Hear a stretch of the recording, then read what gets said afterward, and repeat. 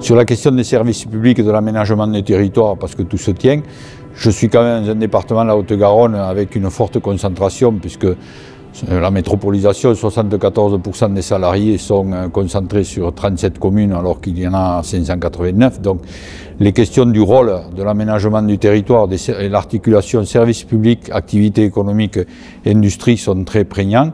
Et donc là, on est vraiment au cœur du sujet, c'est-à-dire pas d'industrie sans services publics et pas de services publics sans industrie. On a un département tout à fait typique de ce genre de problématiques, notamment avec une quasi-mono-industrie, avec l'aéronautique qui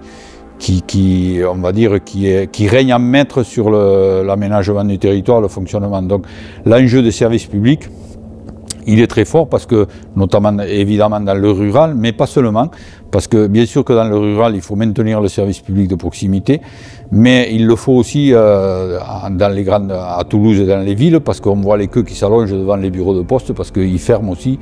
Donc on a l'effet de masse qui fait qu'il y a un besoin de service public qui n'est pas satisfait non plus.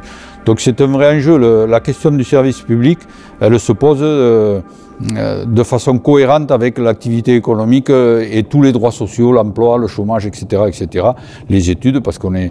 Donc voilà, je crois que là, il y a besoin d'à la fois mettre la spécificité et l'enjeu des services publics, de le porter sur le devant de la scène en termes de débat, mais surtout de ne pas oublier de l'articuler avec tout le reste, c'est-à-dire c'est un vrai projet de société. D'ailleurs, ceux qui ont construit les services publics, c'est quand même ça qu'ils avaient derrière la tête. Ils construisaient un vrai projet de société progressiste. Voilà. Alors, ce qui est important, c'est que les services publics, c'est aussi une question de démocratie.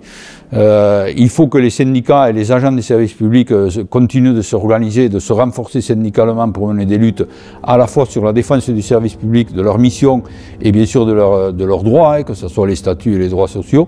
C'est très important. Mais le service public, c'est le cœur même de la société. Mon syndicat vient d'appeler à se retrouver tous à Lure au mois de mai.